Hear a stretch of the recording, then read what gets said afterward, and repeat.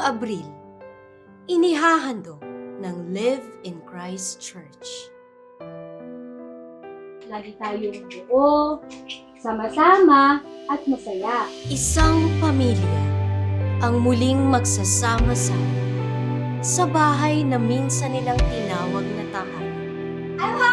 Oo. Lagi naman akong busy. Pero syempre, never for Papa's birthday. It's your family's tradition, remember? Hindi, seryoso nga. Alam nyo, kapag umangat ako, angat tayo lahat. Ang dami kong gustong ikwento sa inyo. From food trips, random adventures, even the people I met there. Ngunit sa pagbabalik ng magkakapatid sa iisang bubong, Guys, please, let's make it sure na lahat tayo kumpleto bukas. may mga sugat ang muling magbubukas. Pare, araw-araw ko silang pinagmamasdan.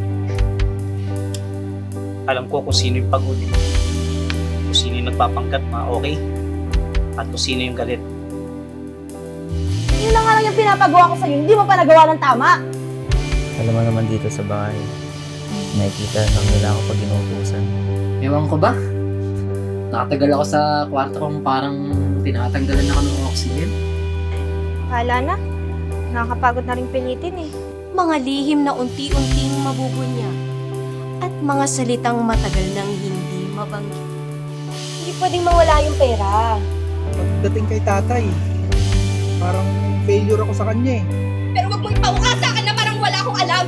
Isang paalala na kahit gaano man tayo lumayo, may ama na nananatiling tapat. Tatay ka rin pare. Alam kong ayaw natin masaktan ng mga anak natin. Dahil lang sa pagmamadali.